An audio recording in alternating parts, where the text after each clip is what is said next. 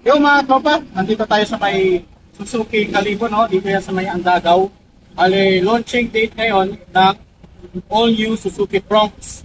So ngayon, i-witness natin yung launching ng bagong-bagong labas ng Suzuki, no? Yung all new Suzuki Fronx. So nandito tayo sa Suzuki Calibon, no? Ayan mga tropa, tapos samahan nyo kami sa loob. Let's go!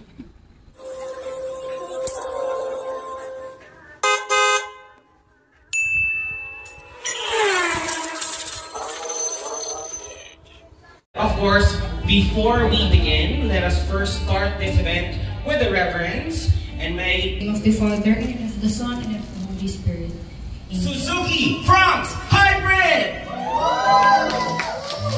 Oh! Magbuhay mo speech pa. Gusto ko i-unveil din ang unit nyo, ha? No? Once again, abugin nyo salamat. No? Ako mag-decision because let me just share you a quick trivia. Why Fronx? The word Fronx or Fronx do pangalan ni Tsakyan. Suzuki's newest hybrid crossover that promises style, smart technology, and sustainability all in one. Ladies and gentlemen, join us in counting down to the future of driving with Suzuki. Everyone, let's count down in 5, 4, 3, 2, 1.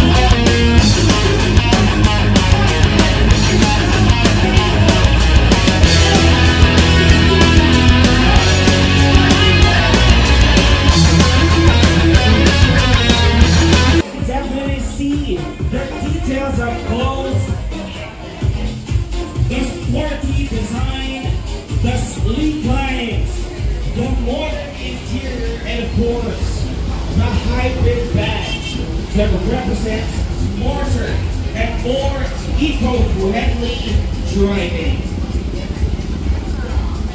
Feel free to walk around and check out the features and capture the best photos. Different hybrid stand out.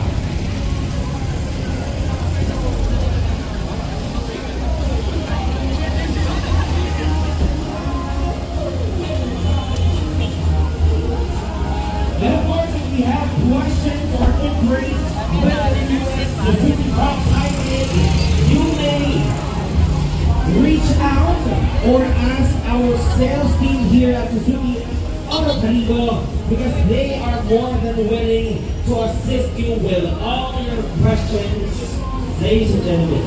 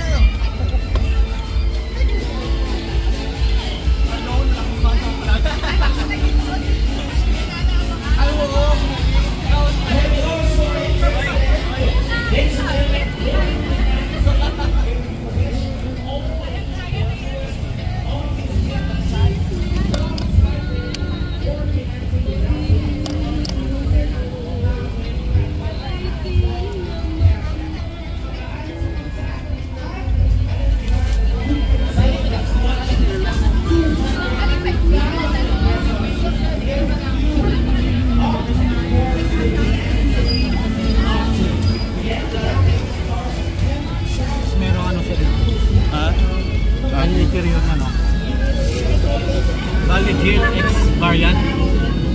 Second to the next stop.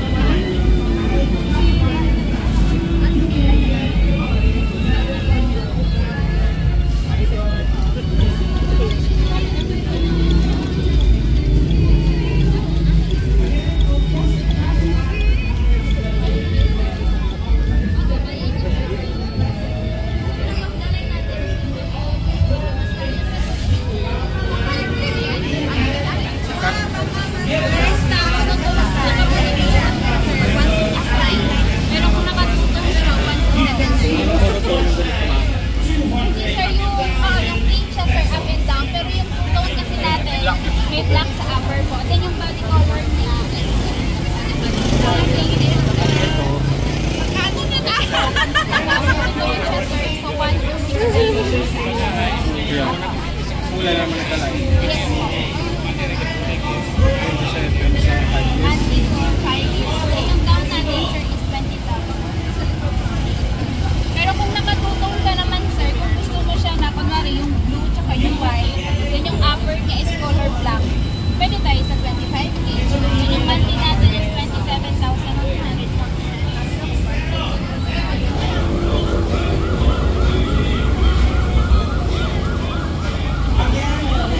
Oo, marinig yung boses ko dito. Kasama siya man, no? May kasama siyang tools. Early warning device. Kasama siya dito. Oo, kasama siya. Okay. Tools, early warning device. Yung sweater, May kasama siyang tools, early warning device, reflectorized vest. Yan, ito. Ito yung spare tire niya. Oh. So, bale, ordinary lang yung gulong. Ay, yung max. Steel max lang siya. So, malawak din yung space niya sa ano, cargo. O, cargo space. Luggage. Malawak. Tapos meron ditong ano, ayun o. May light. Cargo light. Na ordinary lang. Tapos dito sa kabila, meron siya dito. Yung jack. Yan, meron siyang jack dyan.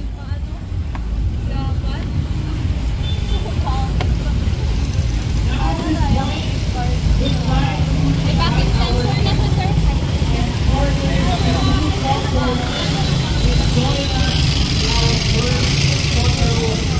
Sa component natin, sir, yung SGX, yun yung may 360 camera. Ito, reverse Wala. lang. Reverse camera. Tapos ito, meron siyang ano dito, ano, reverse sensor. Yes, reverse camera. Or na eye. Tapos meron din siyang reverse camera. Yan. Reverse camera niya. Tapos LED yung ano, tail light. Pati yung kanyang signal light na may LED light. Masyado malayo. Yan o, LED. May ilaw yan, di ba? Yes, sir. Yan, may ilaw yan. Dito. Para siyang light.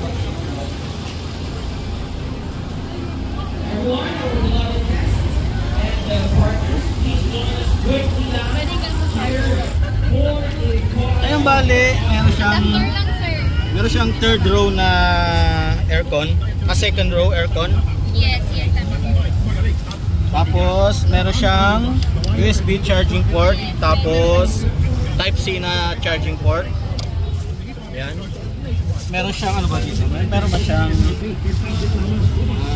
armrest? Meron siyang armrest. Meron. May plastic kasi. Pwede yung mga baba. Plastic eh. Meron siya. Eh, wala siya. Sa galaman na. Malawak naman, oh. Ayan, oh. Tingnan nyo. Yung tuhod ko. Kahit ano siya, kahit na maliit lang siya, space pa rin yung loob. Spacious pa rin. Tuhod natin. Saka yung headroom ko. Diba?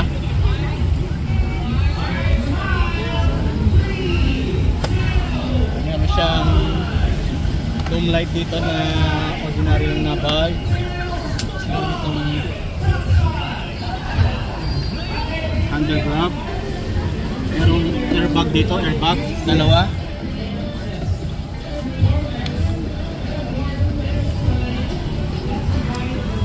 Doon lang ako, sir. Pwede kayo pumasok ako. Tapos meron dito seatbelt. Seatbelt. Yan.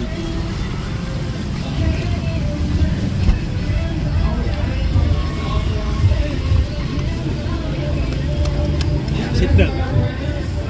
Tapos meron din seatbelt yung third row seat. Tsaka meron din dito seatbelt. So dito naman sa pangalawang upuan, meron naman siyang seatbelt din. Tapos dito, meron din naman siyang seatbelt. So talagang safety ka rito. Kahit yung pasayarong tatlo kayo dito, eh may tag-isa kayo seatbelt. Saka napansin ko rin, kahit dito ka sa likod, malamig kasi may aircon siya dito. Oh. Ayun o. Diba? Maganda yung aircon niya, malakas. Ay, yung mid variant kasi ito yung pangalawa sa top of the line. Yung kanyang upuan, eh, hindi siya naka-leather pero naka-two-tone siya na brown tsaka black na ano na brick seat. Saka meron din sa mga headrest dito. Try naman natin doon sa may ano, sa may front tayo. Tingnan natin doon sa loob.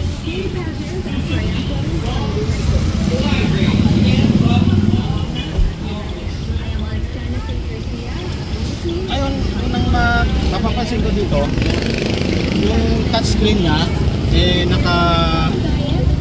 meron na siyang smartphone connectivity. Smartphone, ayan. Ayan, meron siya oh. Music, ayan. May voice command din pala siya. May voice command. Ayun oh. Cancel natin, ayan oh. Diba? Tapos, ito yung kanyang hazard. Tapos yung aircon. Tapos yung kanyang ano dito mga tropa, yung kanyang buttons. Ano siya, ang puro dipindot, walang knob, walang diikot. Parang piano touch, ganun. Meron siyang ano siya, hindi siya dual zone climate control. Ayan, adjustment. Tapos ito yung fan, yung yung buga niya. Meron ditong control ng aircon. Tapos meron siyang cigarette socket dito, pwede ka mag-charge ng cellphone din. Tapos meron siyang USB. Yan, USB. Tapos yung ano, yung susi niya keyless na rin. So push start na rin siya. Tapos wala siyang ano, wala siyang wireless charging kasi nasa SGX variant lang. Automatic. Syempre may park, reverse, neutral, drive, tsaka manual. Tapos meron siyang ano dito, handbrake. Yung handbrake niya manual. Tapos meron dito, ang kagandahan dito, gustong gusto ko to. Meron siyang armrest. Tapos meron ditong maliit na bulsa. Hindi siya kalakihan, hindi kasya yung cellphone. Pero pwede kayo maglagay ng mga ATM, gano'n, mga barya, kung ano pang kakasya dito, yung maliit lang. Tapos yung kanyang adjustment naman ay manual lang. Manual adjustment lang siya, ayun o. Manual adjustment lang siya. Tapos ay, meron siya. Uy, ito maganda mga tropa. Meron siyang paddle shifting or paddle shifters. Halika, tingnan mo. Ayun o. Meron siyang paddle shift oh. Lupit oh. Ang ganda ng features nito ha. Meron siyang paddle shift. Ayan oh. Tapos meron siyang may controls din siya dito. Voice command. Tapos meron ditong volume mode. Uy, may traction control din siya. So ito yung ano niya mga tropa. Ito yung kanyang display. Hindi natin alam kung adaptive to kasi nasa mid variant lang to. Tapos dito, ito yung kanyang aircon. Ang ganda ng combination ng kanyang interior no, kasi parang brown, dark brown. Tapos merong headlight dito na leveling. May traction control systems, start and stop, parking radar, kompleto, ang ganda. Tapos ayan yung kanyang screen no. Parang 9 yata to, 9 inches na monitor. Hindi natin sure. Pero overall sa kanyang features dito sa kanyang mid variant, meron na siyang paddle shift. Ayun oh. Tapos tingnan natin kung meron siyang ano, adjustment ng steering. Kung ano ba siya, try natin. Uy, meron siya mga tropa. So tilt lang siya, hindi siya telescopic. So, hindi siya na telescopic, tilt lang siya. So okay na rin yun. Kasi hindi naman siya ganun kalaki yung sasakyan, kaya hindi natin kailangan mag-adjust ng ano. So dito sa kanyang visor, walang vanity mirror. Dito sa passenger, meron siyang vanity mirror. Tapos yung kanyang backlight, ordinary bulb lang. Hindi siya naka-LED, pero pwede naman niyang palitan. Madali lang naman palitan yan. Sungkit-sungkit lang yan dyan. Tapos, rear view mirror. May adjustment dito ng ano, para hindi nakakasinaw sa likod. So, overall, maganda. Pati yung kanyang steering wheel. Sarap hawakan. Flat bottom siya. Dito sa baba. Tapos, maganda siya. Hindi siya ganun kalaki. Tapos may malaking Suzuki na logo rito. Okay na okay. Tsaka na-notice ko mga tropa, electronic power steering. Lambot oh. Electronic siya. Hindi siya hindi siya rock and pinion. EPS siya mga tropa. So good job Suzuki. Tapos dito naman tayo, tingnan natin dito. Meron siyang glove box. So wala siyang hydraulic kasi mabilis yung bagsak.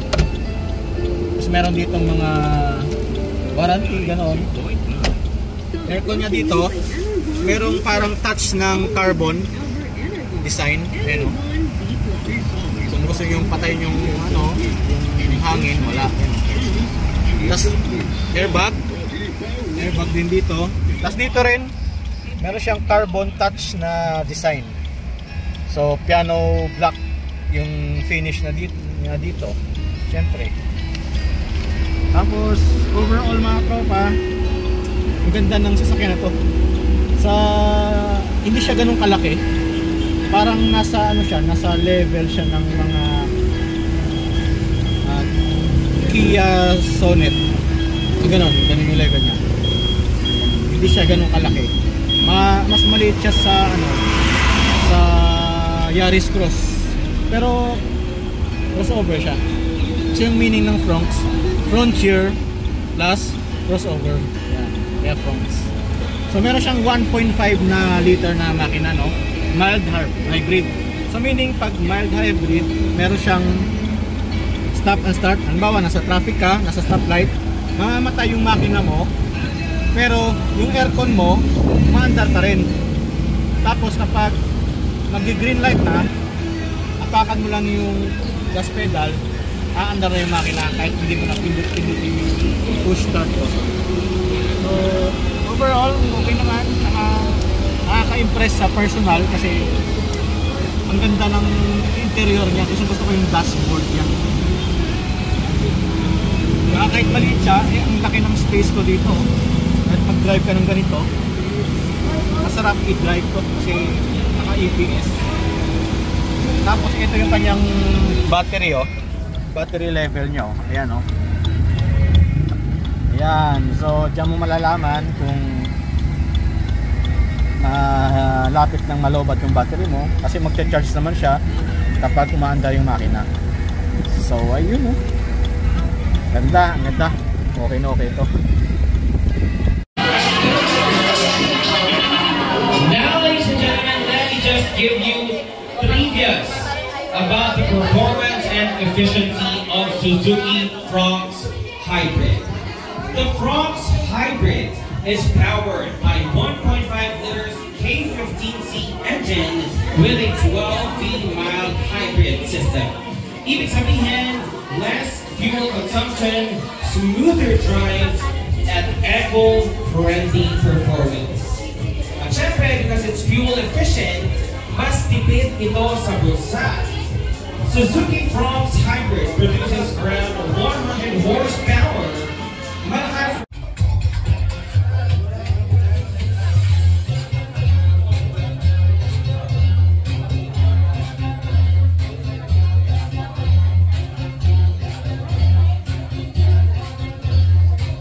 Right. Now, let me ask you, sir, based sa ako naging basa, pilang bilog lo kariton it Suzuki Fronx? A, daywa, B, tatlo, C, 346, or D, up-up? D, up-up. Oh my God! Congratulations! Well, yun na kaya tote bag from Suzuki Auto Kalibo. Sir, picture taking? Yes, with your price. Pero go wonder kita kung paano na nag-guess? nasairan niya at dumarito. What's up mga katropa, tayo magkasama sa kalsada ng buhay kahit saan pa. Ako'y nandito para sa inyo, si Automoto PX maaasahan mo. Sa bawat liko at bawat direksyon, basta't sasakyan, ito ang misyon. Automoto PX, lagi kang kasama. Hey, what's up mga tropa? Ito, start tayo sa kanyang front, no? Ayan, meron siyang daytime running light. Tapos dito na rin yung kanyang signal light. Ayan, LED na rin. Tapos dito yung kanyang pinaka headlight, LED na rin yung kanyang headlight. Tapos meron ditong part na chrome dito sa kanyang grill. Tapos black na grill, may chrome dito na part, tsaka yung logo niya na Suzuki. Tapos merong skid plate dyan sa baba, skid plate. Ayan. Overall. Tapos pagdating naman dito sa kanyang mga gulong mga katropa, ay meron siyang Goodyear. Tapos yung size ng kanyang gulong ay 195/60 R16.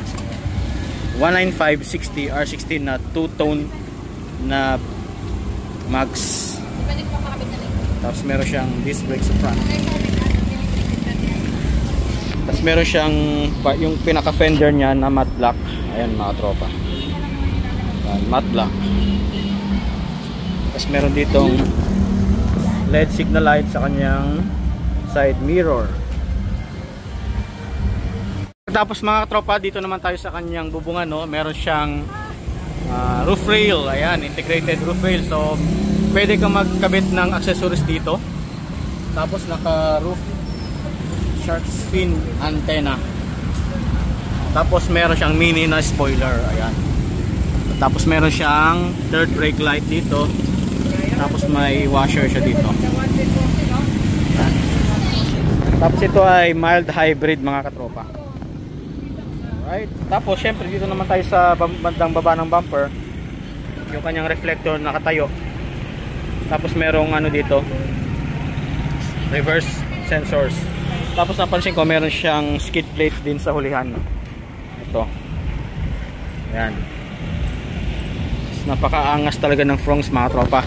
Pero hindi siya ganun kalaki, maliit lang siya pero spacious sa loob eh. Ayan.